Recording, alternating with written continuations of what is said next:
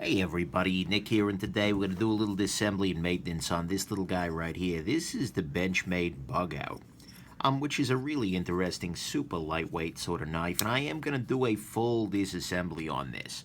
Those are famous last words. We may be here for a little while, but that's okay. I've got some time, and so do you guys. First off, though, I want to apologize for my voice. Alas, I have a couple of allergies, and got hit pretty hard last night with it, so it'll be a little while before my voice is 100% back to normal. Larynx decided it was not content, but that's okay. Centering wise, we are roughly centered, maybe favoring the clip side a little bit. And the action on this guy is actually pretty decent. There's no blade play, and it swings relatively freely. So that's good, and that's something we want to preserve. So we'll keep an eye out for that. A little bit of thread locker from the feels of it. Come on now. There we go. Yeah, a little bit of thread locker. Looks like they used a fair amount, actually. But that's okay. So that was a T10 bit to get the pivot out of there. And let me start arranging my screws properly. Since it's an axis lock, which side I take apart doesn't actually matter all that much. I'll probably end up needing to take both sides off to get to everything. But, you know, it's something. The interesting aspect about this knife here is that it is so lightweight. And, come on, there we go. Part of the way that they do that is by making the internal liner, which is metal, very, very small. We're going to see that here as we're doing this disassembly. Okay, that one goes in the middle. There we go. Pop that loose. They're using a very non-aggressive thread locker here, which is nice. God, these screws are tiny. Like seriously, guys. Look at this screw here in comparison to the thickness of the scale. I hope. Okay, see, that makes it a little bit better. You can see here that the standoffs have a fair amount of collar that go up in there. And that's fine. Can work with that. Alrighty.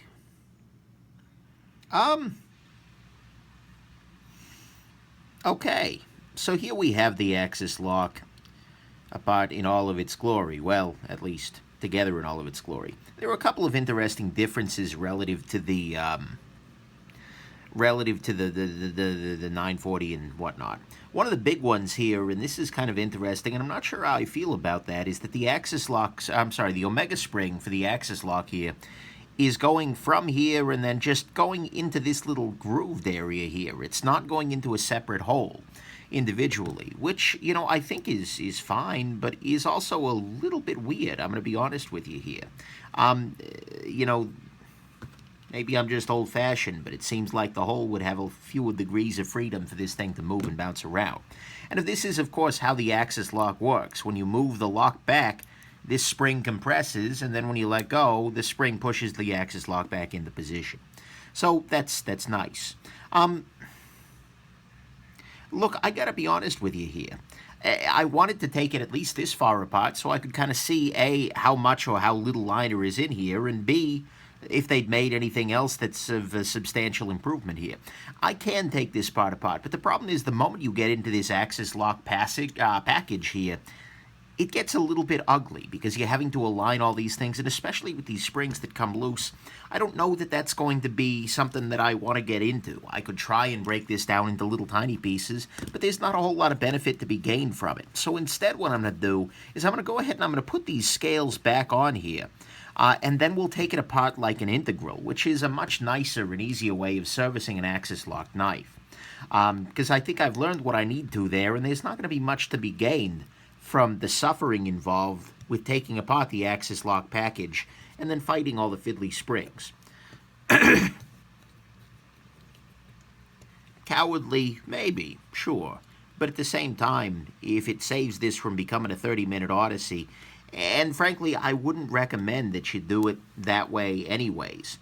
Because look, it's not like the knife has been, underwater for 2 years, so you need to clean off the backside of the liners. And in which case you can actually do just what I did there, clean off one side and then put it, if you want to avoid taking the whole Axis lock package apart. But hey, whatever. It's not that hard to do, but it's just not something I'm feeling like doing today, when there's no tangible benefit. So right now I've locked down these 3 screws, as you can see here, and I'm using a little Loctite on each one of them, just so it doesn't come flying back out at some point. Come on, Loctite. Got a Loctite clog. There we go. A Cloctite, if you will. No? Oh, that was great. Put these back on. Come on. There we are. Then the next step is going to be just to pop the pivot through. So at this point, you can do this with any Axis lock knife. Historically on the channel, I've done a lot of the kind of full disassemblies where I take the liners out and everything. But what I'm doing here is I'm using a driver that is thinner than the threading in the hole, and just popping the pivot right out. Whoa there, that was not smart.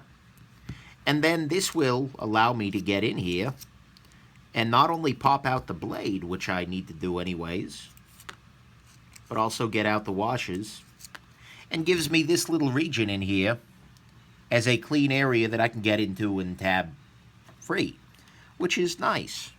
Okay, so we see that this guy is wet. There is some kind of lubrication on there. And I don't actually think that's me, although it might be. I'm trying to remember if I've lubricated this.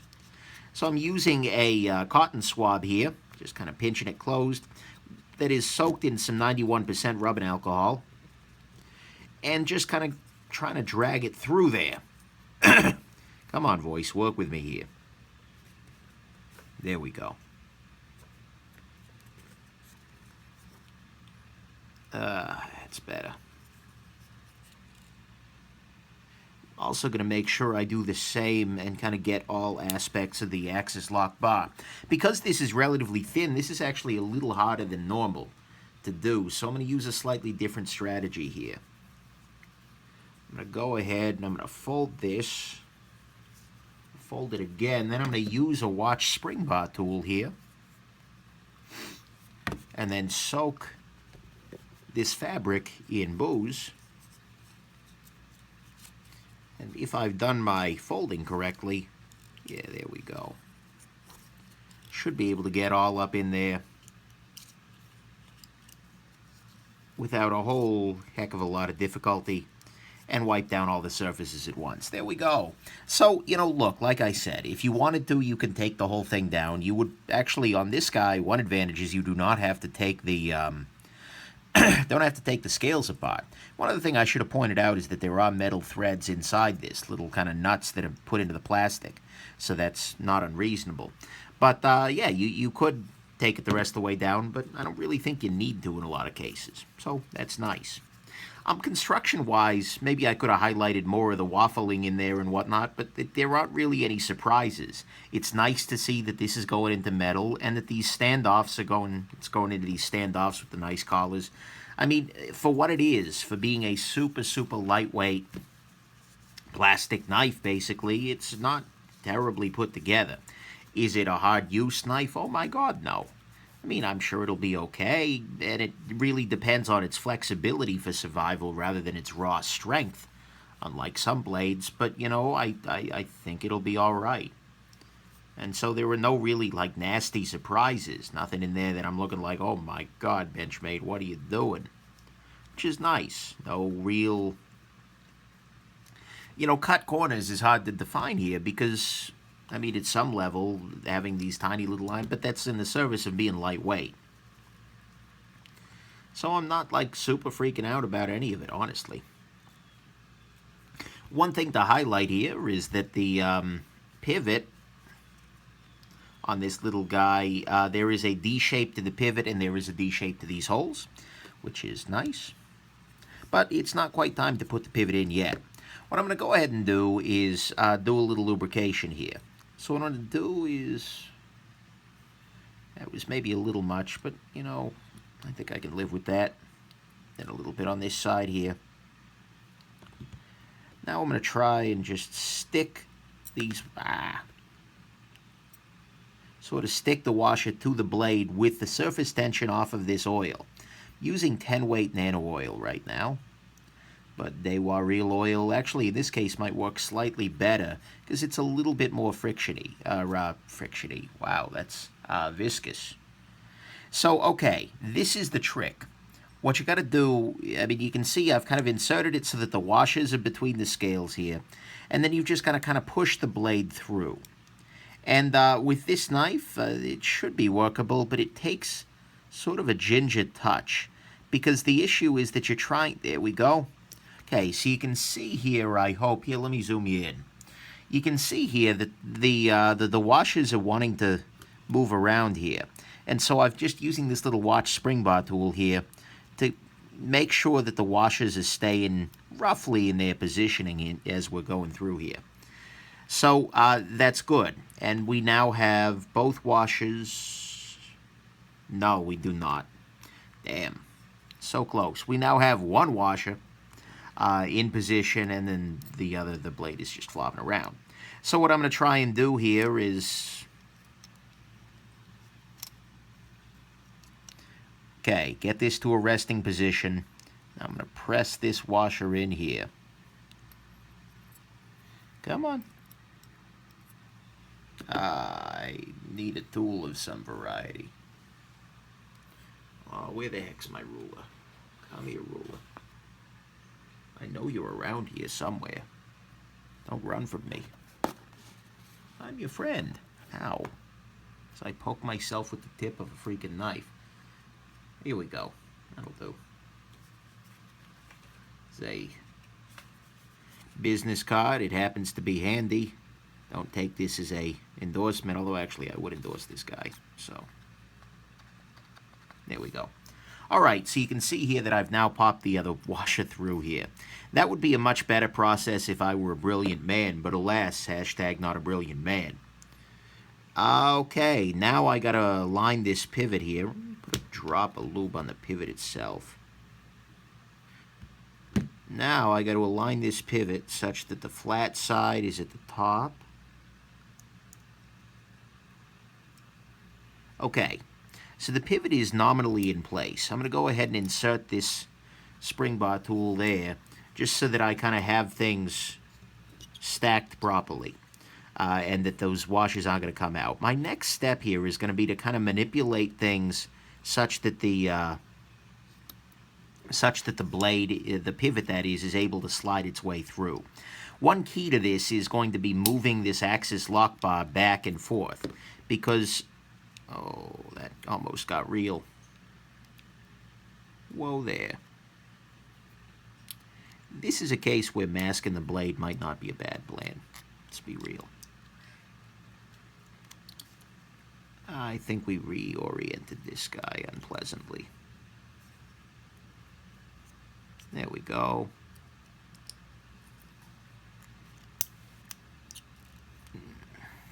Now, why are you not wanting to go in? Just trying to get those washers onto there. Sorry guys, this is a little harder to show on camera.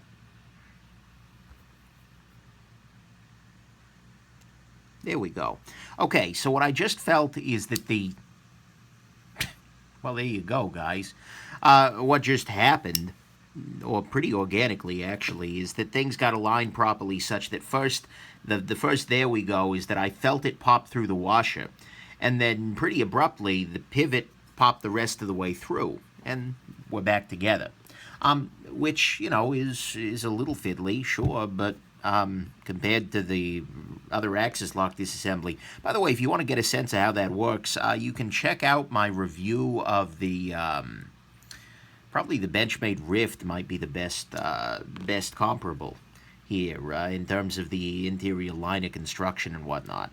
That disassembly will show you the full package. But anyways, that whole experience was way less fiddly than the full package axis lock maintenance, but still A little more.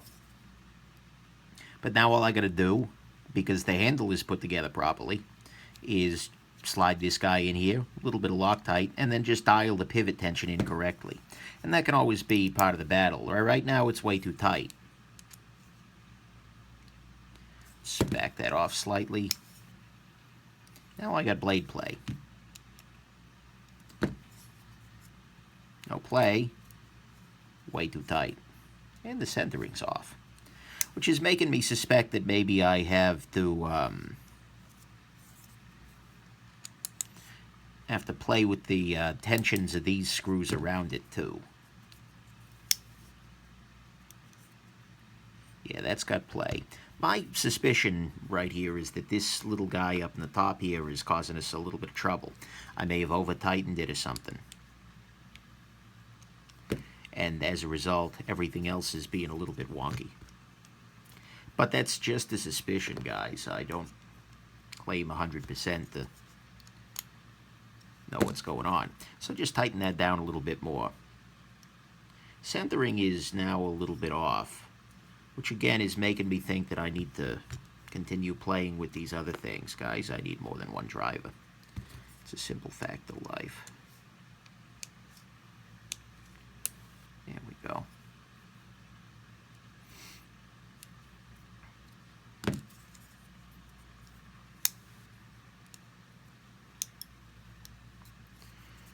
Oh, Benchmade. So right now it is just too stiff, and I put T8 back in. Nick, this doesn't even have a T8. I think the moral of this story here is that whenever you try and avoid the long and involved axis lock disassembly, you end up getting it anyways. So no blade play. That's nice. Dial the tension back a little bit. Now blade play. Dial the tension up a little bit. Very slight blade play. Also, not so great action. Why is this? And the centering is not very good either. Could it be that the washers were not symmetrical, and therefore we end up with... Another option is that maybe my back screws, although again, this really substantially shouldn't be an issue here.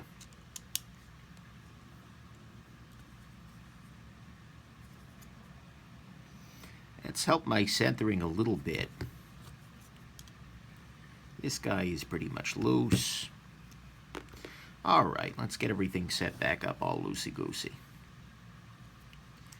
With everything fairly loose, blade centering is, well, pretty loose. But we can be in the right vicinity at least. Now I'm going to go ahead and tighten up all the screws on the outside here. I'm afraid this is devolved into fiddly. And what's funny is that I used the least fiddly method to service this guy. Oh. Okay. Tighten that. Tighten that.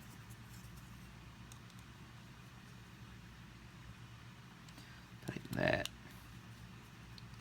Tighten that. All right. Centering is now back to usual. Oh, serious blade play. That's why it's smooth. Yeah. Okay.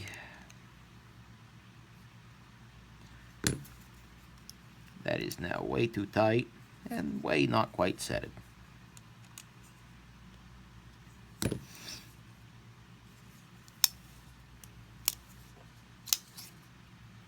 Some blade play. Ay, ay, ay.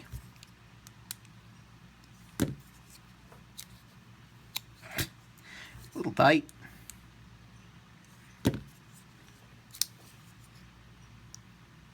And blade play. Like really, I'm doing... I mean, watch my driver here. That's the amount of difference here. Okay. That almost, there is very, very, very slight blade play there. The action on this guy is currently worse than when I started, which is not good. That's a feeling I don't like. Both what could I have been doing wrong here? Short of buying and then disassembling a Benchmade. Sorry, that was a pot shot. I'm gonna go ahead and tuck a little bit of paper in the side there to see, as I'm working with this, whether I can improve that centering. So the idea here is that as I loosen some things, then retighten them, hopefully that will promote healthy centering, or at least promote it to favor the side I want it to favor. And maybe as I do that,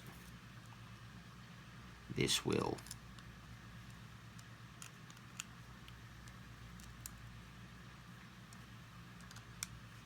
magically become centered again. Yeah, it's a little better.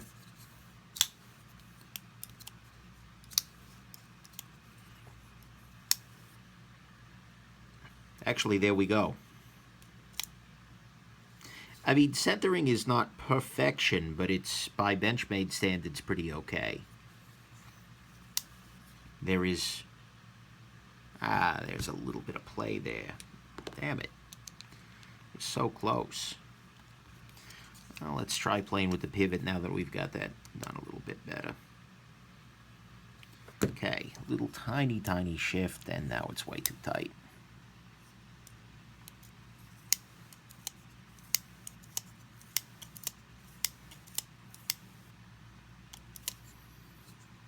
But at least it's keeping its damn near centering. Oh, Benchmade. That's an acceptable amount of side-to-side play. I can't believe I just used that phrase. There we go. That little bit of extra just clamped it right down. I need a micro adjustment here.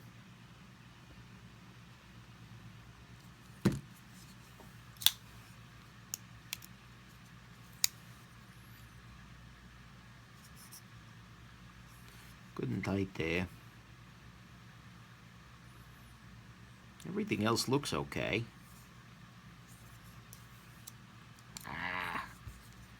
Back it off slightly. Guys, I'm sorry. I know this isn't super interesting, watching me try and dial this in. But at the same time, hopefully you'll understand that there is a process here. And now the blade play is back. Like, I am on such a razor's edge here.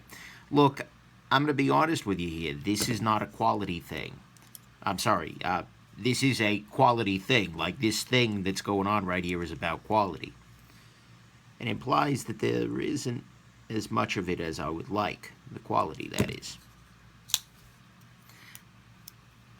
Because to be on such a razor's edge... Like, right now it's too tight with blade play, which is impressive to me. Like, it's clear that whoever did the initial assembly does this for a living and was able to overcome the fact that this knife is wonky as heck.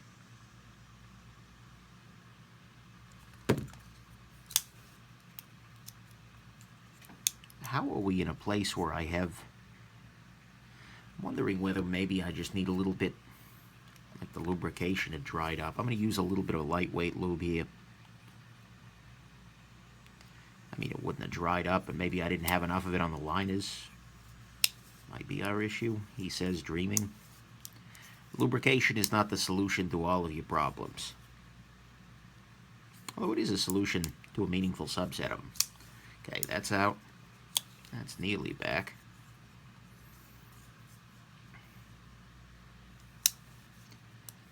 Ay, Benchmade. No play. I'm about ready to call this a day because I think this may be... Yeah, centering's... Well, if you lean your finger on it, centering's good. Yeah. Let me try one more time to get that centering a little better, because I'm wondering, really just going to jam this in here and then go ahead and retighten these scale screws and whatnot. That might help.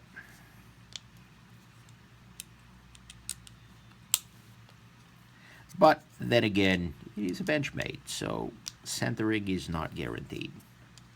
I don't know what their warranty says, but in practice, we know. Okay. So we'll go ahead and tighten here, here, and here. A little closer.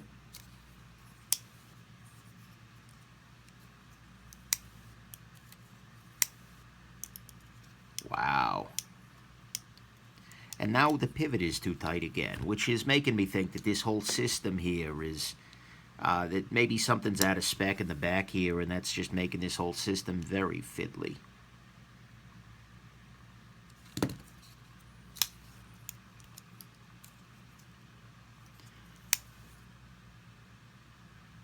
Well, there's no play. Pops open. Oh, Benchmade. And we're back to off-center. How am I going to pull this off? Oh, what the hell. I'm just going to pull the pivot. Try one more time, because this is kind of disappointing.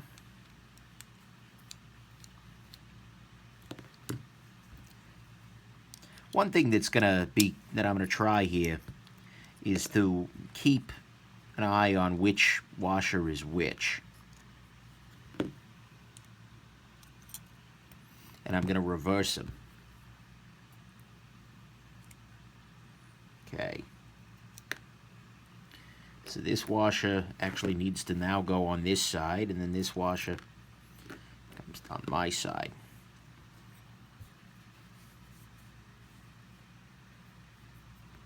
Washers are well lubricated. All right. Maybe, just maybe, it is the case that the washers aren't exactly symmetrical either, and as a result,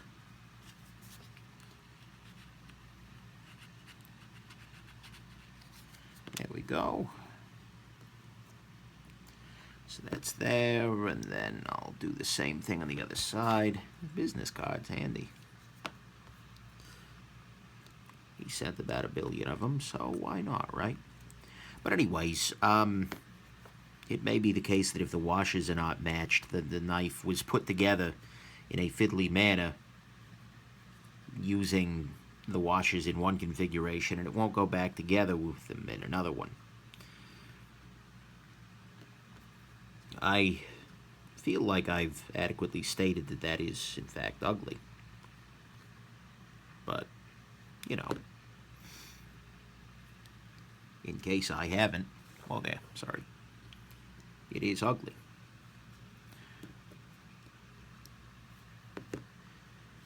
Oh, I'll do it the integral way. It'll be much quicker. There we go. That's popped through. Now I just need to get this washer in position.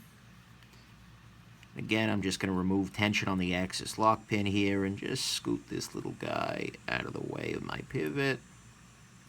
There we go. Pivots the rest of the way through. Now we are back again.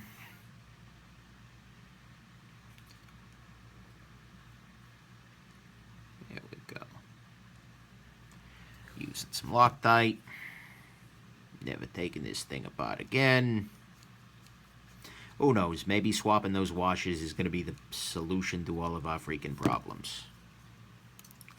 Well, it certainly didn't solve that one. Let's loosen this up a little bit. No play.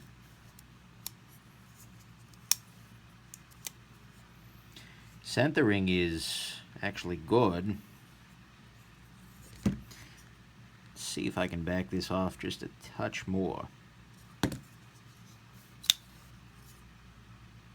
No play. Yeah, that was it, guys. All right. The washes are not symmetrical. That's cool.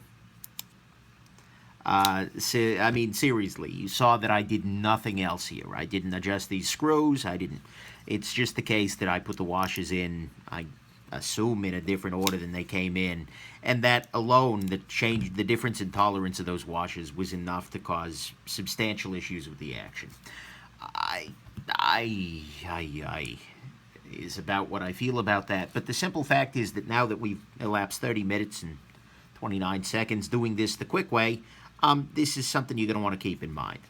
But anyways, I hope that this has been interesting to you. I am so sorry it took me so long, but hopefully you enjoyed and that your bug out disassembly goes more smoothly if you decide to pick one of these little guys up. But mostly, I hope that you have yourselves an absolutely wonderful rest of your day. Bye now.